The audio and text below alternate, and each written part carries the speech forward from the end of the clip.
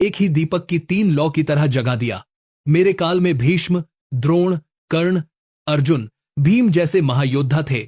धर्म अधर्म का विमर्श किसी गुह्य गुफा तक सीमित न रहा, बल्कि रणक्षेत्र के मध्य खड़ा होकर सत्य का साक्ष्य हुआ। अतः श्रेष्ठ मैं हूं। तभी कलयुग हंस पड़ा। उसकी हंसी में उपहास नहीं, अनुभव का ठंडा धुआं था। बोला, तुम तीनों अपने अपने यशगान में डूबे हो और यह नहीं देख रहे कि मेरा काल छोटा सही पर रास्ता सरल करता है। तुम्हारे युगों में कठिन यज्ञ, दीर्घ तप, दुर्गम व्रत, क्लिष्ट साधनाएं थीं। मेरे युग में मन का बंद दरवाजा एक ही कुंडी से खुलता है। नामस्मरण, भक्ति, सेवा, करुणा। तुम्हारे युगों की ताकत बाहुबल थी। मेरे युग की ताकत बुद्धिबल और साधन संयम है। यही मेरी श्रेष्ठता है। बहस गरम होती गई, तर्कों की तलवारें भिड़ने लगीं, शब्द तरकश से बाण बनकर निकलते और आकाश में गूंज करते। शीघ्र ही चारों ने समझ लिया कि यह निर्णय अपनी अपनी दलीलों से संभव नहीं। तब एकमत हुए कि चलो कैलाश चलें। स्वयं भगवान शंकर ही न्याय करेंगे, क्योंकि वही आदि भी हैं, अनंत भी, वही काल के स्वामी, वही महाकाल जिनके डमरू की एक थिरकण में सृष्टि का संगीत और एक विराम में प्रलय का मौन भर जाता है। चारों युग उठे, काल के रथ पर चढ़े और हिम के गृह कैलाश की ओर चले, जहां बर्फ चंदन की तरह महकती है। हवा में ओंकार का कंपन है। मार्ग में पर्वत की चोटियां जैसे त्रिशूल का रूप धरे, घाटियों में मणियों सा बिखरा प्रकाश, और हर शिखर से लौटती प्रतिध्वनि, हर हर महादेव। द्वार पर पहुंचे तो नंदीश्वर ने रोका पर रोका नहीं, परंपरा के आदर से परिचय मांगा।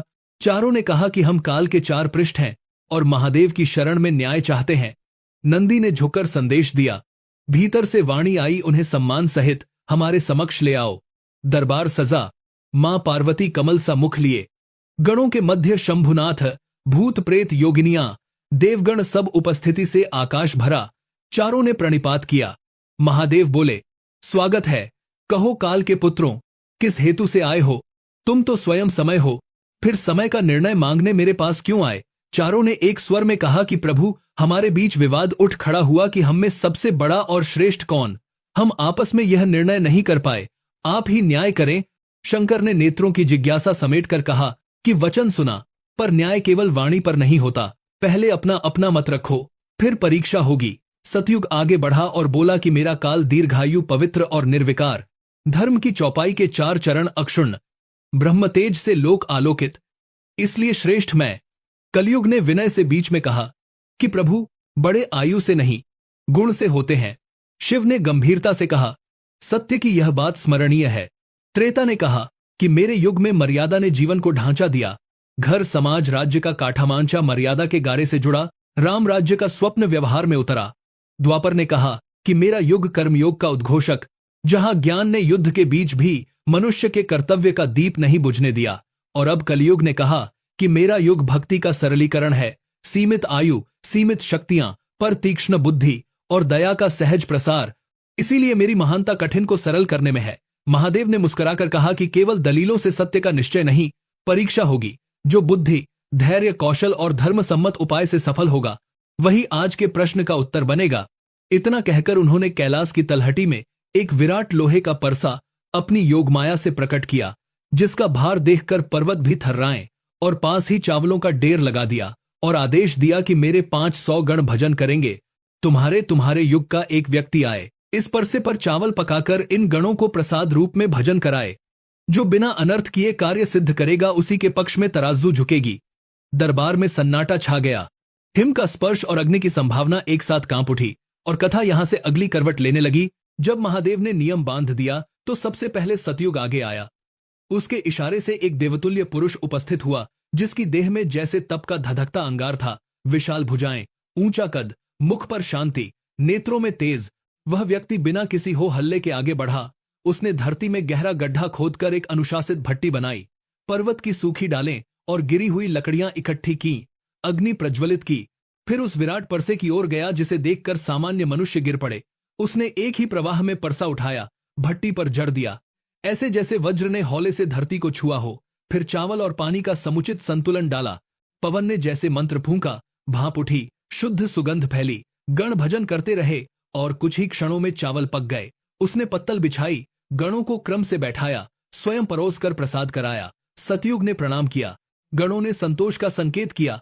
शंभुनाथ के नेत्रों में स्निग्धता तैरी। अब त्रेता की बारी थी। त्रेता ने अपने काल का एक महायोद्धा बुलाया। उसकी चाल में मर्यादा का अनुशासन, हाथों में कर्म का संतुलन। उसने पहले वातावरण की व्यवस्था दुरुस्त की, भट्टी के आकार को हवा के प्रवाह के अनुकूल ढाला, ईंधन को समान रूप से सजा दिया। फिर दोनों हाथों से परसा उठाया, एक एक कदम नापकर आगे बढ़ा। उस परसे को इस प्रकार रखा कि दहकती ज्वाला का ताप समरूप बटे और दानों को पाक का उचित ऊष्मा मिले। उसने चावल और पानी का अनुपात देखा, नम्र होकर शिवनाम जपा और देखते ही देखते प्रसाद तैयार हो गया। गणों को मर्यादा से बैठाकर क्रमवार भजन कराया। पत्तल उठी तो जैसे मर्यादा की सुगंध घाटियों में फैल गई। द्वापर ने आगे आकर अपने प्रतिनिधि को भेजा। किसी ने उसे भीम कहा, किसी ने बल का सागर, पर उसकी आंखों में केवल बल नहीं, अनुभव की लकीरें भी थीं। उसने परसे की भारी धातु को थामा तो बाहुओं में नसें चढ़ाईं, पसीना माथे पर मोती बनकर झिलमिलाया। उसने भट्टी को थोड़ी फेरबदल के साथ संवारा, ईंधन का राशन किया, कहीं अधिक न कहीं कम। फिर परसा उठाया, भारीपन ने उसके कदम डोलाए पर वह अडिग रहा, जैसे नीति कठिन हो पर निभानी ही पड़े। अंततः परसा अग्नि पर बैठा, चावल पानी मिले पकने लगे। गणों को उसने अपनी तरह से व्यवस्था दी, किसे पहले किसे बाद में, कहां से परोसना ताकि ठंडा न पड़े, कौन भजनों का स्वर संभाले, कौन पत्तलों की आवक जावक देखे। थोड़ी देर में काम सिद्ध हुआ।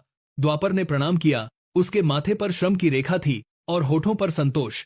तीनों युगों ने अपनी अपनी शैली से वही कार्य किया। सतयुग ने बल से, त्रेता ने मर्यादा से, द्वापर ने परिश्रम और नीति से, और अब दरबार की दृष्टि उस ओर मुड़ी जहां कलयुग शांत खड़ा था। कई गणों ने मुस्कुराकर एक दूसरे को देखा। कोई बोला कि अब यह छोटा आयु वाला, छोटी देह वाला क्या कर दिखाएगा। किसी ने फुसफुसाकर कहा कि इसके पास न लंबी सांस न महाबल, फिर भी इसकी आंखों में कुछ ऐसी चिंगारी है जो हवा मिले तो लौ बन सकती है। मां पार्वती ने करुणा से उसकी ओर देखा, जैसे माता बच्चे को परीक्षा के पहले आशीष देती है। महादेव ने भी बिना किसी पक्षपात के समान स्वर में कहा कि कलयुग, तुम्हारे लिए चुनौती वही है। न परसे का भार कम होगा, न गणों की संख्या घटेगी, न समय की धार बदलेगी। उपाय तुम ही खोजो। कलयुग ने धीरे से नमस्कार किया, बोला कि प्रभु, बल कम है तो क्या बुद्धि भी कम कर दी जाए। नहीं, मैं हाथ नहीं, दिशा बदलूंगा। उसने परसे को देखा, उसके नीचे की भूमि पर नजर दौड़ाई, हवा की चाल पढ़ी, अग्नि की तासीर जानी, फिर किसी शक्ति प्रदर्शन के बिना अपने प्रतिनिधि को संकेत किया। वह युवक आया, सादा वस्त्र, शांत मुख, तेजस्वी आंखें। उसने परसे को उठाने का विचार त्याग दिया, भूमि के कुनबे को खोलना शुरू किया। परसे के नीचे से मिट्टी हटाई, गोलाई में भट्टी रची, ईंधन इस प्रकार सजाया कि धुआं कम हो, ताप अधिक। फिर ऊपर परसे में चावल और पानी डालकर नीचे से अग्नि जलाई।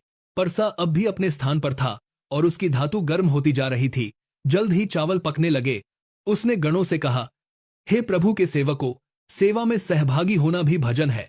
आप क्रम बनाएं, पंक्तियां संभालें, परोसने में सहयोग दें ताकि प्रसाद समय पर सब तक पहुंचे।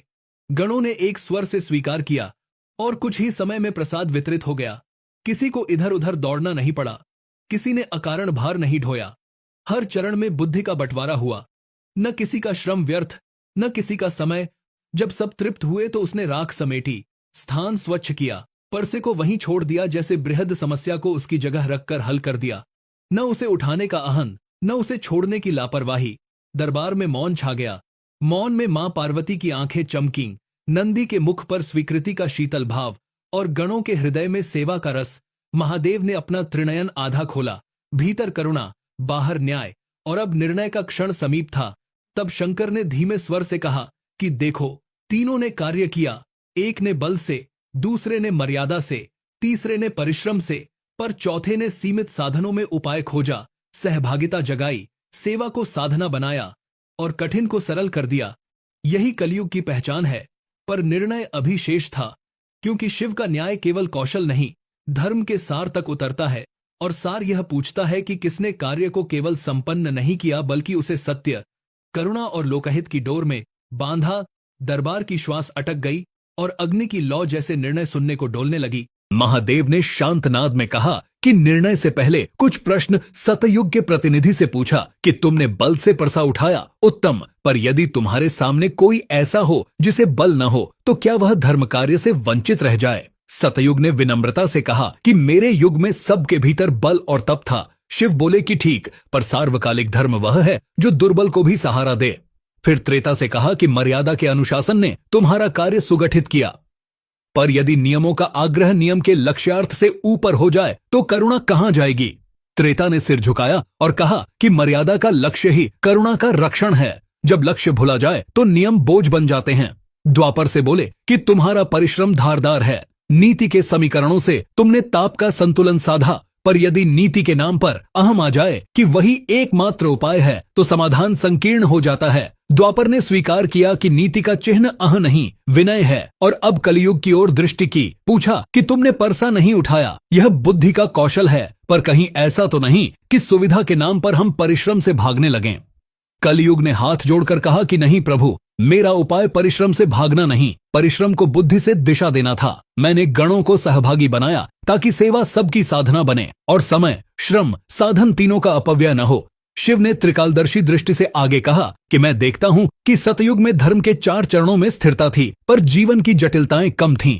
त्रेता में मर्यादा ने ढांचा दिया, पर गर्व की लकीरें भी उभरी। द्वापर में ज्ञान और नीति का प्रकाश प्रबल था, पर द्वंद्वों की धूल भी घनी, और कलियुग में अंधकार के बीच भक्ति का दीपक सबसे सरल रख दिया गया, ताकि जो कठिन मार्ग नहीं चल सकता वह भी नाम स्मरण से प्रभु तक पहुंच सके। यही कारण है कि इस युग में मशीनें, उपकरण, तंत्र और विज्ञान उन्नति करेंगे। मनुष्य दूरियों को लांघेगा, पर भीतर की दूरी केवल नाम और भक्ति से सिमटेगी। जो इसे पकड़े रखेगा उसका औजार सेवक बनेगा, जो इसे छोड़ेगा वह औजार का दास हो जाएगा। दरबार में यह वचन ओंकार की तरह गूंजा। तब गणों ने एक स्वर में कहा कि प्रभु, आज की परीक्षा में किसे वरीयता? शिव बोले कि वरीयता उस उपाय को जो सीमितता में लोकहित का विस्तार कर दे, जो करुणा, सरलता, सहभागिता और धर्म का संग रखे। इसलिए आज की परीक्षा में कलयुग का उपाय श्रेष्ठ सिद्ध होता है। पर यह घोषणा किसी के महिमा भंग के लिए नहीं, बल्कि काल के क्रम में प्रत्येक युग की भूमिका समझाने के लिए है। सत्य का बीज सतयुग में बोया गया, मर्यादा की डाल त्रेता में उगी, ज्ञान और नीति के पुष्प द्वापर में खिले और फल कलयुग में भक्ति के रूप में मधुर बने, ताकि सब रस पा सकें। मां पार्वती ने कहा कि प्रभु, किंतु कलयुग में लोभ, कलह, ईर्ष्या, अवसाद, असंतुलन भी अधिक है। शिव बोले कि हाँ, अतः भक्ति का मार्ग सरल किया गया है। जब अंधकार घना होता है तब दीपक की लौ स्पष्ट दिखती है। यही कारण है कि हर हर महादेव का उच्चार केवल जिह्वा पर नहीं, हृदय पर अंकित होना चाहिए। नंदी ने प्रणाम किया, देवगणों ने शंखनाद किया, हिम से ढकी चोटियां जैसे ताल दे रही थीं, और चारों युगों के मुख पर अलग अलग भाव उभरे। सतयुग के मुख पर तेज का विनय, त्रेता के मुख पर मर्यादा का प्रसन्न संयम, द्वापर के मुख पर श्रम का संतोष और कलियुग के मुख पर जिम्मेदारी का गंभीर उजाला।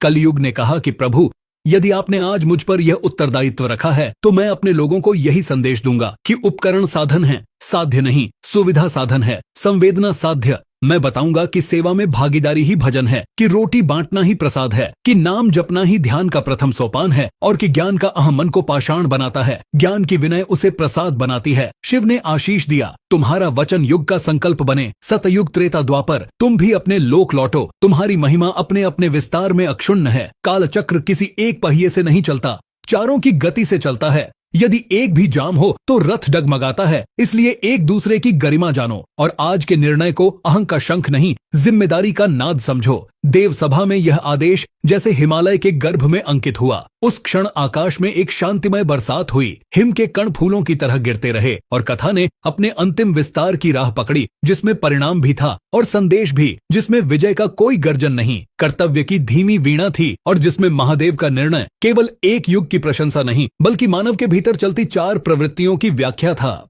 निर्णय हो चुका था, पर कथा की ध्वनि अभी शेष थी, क्योंकि महादेव के वचन सिर्फ दरबार के लिए नहीं, मनुष्य मात्र के अंतःकरण के लिए होते हैं। शिव ने अंतिम शिक्षा स्वरूप कहा कि हे कालपुत्रो, याद रखो कि हर मनुष्य के भीतर 4 युगों का युद्ध प्रतिदिन चलता है। जब वह सत्य की ओर उठता है तो भीतर का सत्युग जागता है। जब वह आचरण में मर्यादा बांधता है तो त्रेता का स्पंदन होता है। जब वह संशय के बीच भी कर्तव्य निभाता है तो द्वापर की नीति उसकी रगों में बहती है। और जब वह सीमित साधनों में भी बुद्धि, करुणा और भक्ति से उपाय खोजता है तो कलियुग की सार्थकता उदित होती है। इस प्रकार बाहर का कालचक्र भीतर के पुरुषार्थ से जुड़कर पूर्णता पाता है। इसलिए जो अपने भीतर के सत्युग को सत्य से, त्रेता को मर्यादा से, द्वापर को विवेक से और कलियुग को भक्ति बुद्धि के मेल से साध लेता है, उसके लिए कोई समय प्रतिकूल नहीं।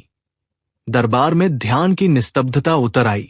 नंदी की आंखें नम चमक से भरी। गणों ने झुककर प्रणाम किया। चारों युगों ने एक स्वर में कहा, हर हर महादेव। हिमानी वायु ने इस स्वर को शंख की गूंज की तरह घाटियों में वितरित किया। कैलाश के शिखर पर सूर्य ने केसरिया चादर फैलाई और नीचे तलहटी में वही परसा शांत पड़ा था, जैसे बता रहा हो कि जीवन की बड़ी समस्याएं अक्सर अपनी जगह पर ज्यों की त्यों रहती हैं। हमें उठाना नहीं, दृष्टि बदलकर हल करना होता है। परसे के नीचे जली हुई भट्टी की राख में अभी भी हल्की गर्मी थी, मानो कलयुग के उपाय की स्मृति की सीमितता को बाधा नहीं, रचना का बीज मानो। जब युग अपने अपने लोक को लौटने लगे तो सतयुग ने त्रेता के कंधे पर हाथ रखा, बोला कि भाई, आज समझ आया कि मर्यादा का अर्थ केवल निषेध नहीं, लोकहित का अनुबंध भी है। त्रेता ने कहा कि और मुझे समझ आया कि नियमों की कठोरता लक्ष्य भ्रमित कर सकती है, इसलिए करुणा ही मर्यादा की अंतिम परीक्षा है। द्वापर ने दोनों की ओर देखकर कहा कि आज ग्रंथों की बात रणभूमि से आगे बढ़कर रसोई तक आ गई। नीति का अर्थ वही है जो भूखे के थाल तक भोजन पहुंचा दे। कलयुग मुस्कुराया और बोला कि और मुझे तुम सबकी रगे अपने भीतर महसूस हुई। सत्य की नींव, मर्यादा का खंभा, नीति की छत और भक्ति का दीप, चारों जब साथ हों तभी घर बनता है, वरना हवा की एक तेज लहर में दीवारें गिर जाए। चारों ने कैलाश को प्रणाम किया। हिम का एक एक कण उनकी पदचाप को शुभाशीष देता रहा। देवता अपने अपने लोक को लौट चले। नंदी ने आखिरी बार तलहटी की ओर देखा और धीमे से कहा, जो सेवा में सहभागी बनाता है वह भी रथ हाँकता है, जो सब खुद करना चाहता है वह रथ खींचते खींचते थक जाता है। मां पार्वती ने मुस्कुराकर महादेव की ओर देखा। शिव ने त्रिनयन बंद किए और समाधि में लीन हो गए। डमरू की सूक्ष्म थिरकन में एक अनाहत नाद उठा। ये नाद मानव के हृदय में पहुंचा और उसे स्मरण कराने लगा कि युगों की लड़ाई बाहर नहीं भीतर चलती है। जब झूठ का मोह बड़ा होता है तो सत्युग की आवाज धीमी पड़ती है। जब अधिकार का गर्व बढ़ता है तो त्रेता की मर्यादा टूटती है। जब तर्क का अह चढ़ता है तो द्वापर का ज्ञान कठोर हो जाता है, और जब सुविधा का लोभ फैलता है तो कलयुग की बुद्धि कुटिल बन जाती है। तब एक ही उपाय है, हरिनाम की सरलता, शिवनाम की दृढ़ता, सेवा की भागीदारी और करुणा की ठंडक। यही चार औषधियां युगों के भीतर के रोगों को शांत करती है। इसी से धर्म का एक चरण भी सही जगह टिक जाता है। तब मनुष्य किसी विराट परसे को उठाए बिना भी भूखों तक प्रसाद पहुंचा देता है।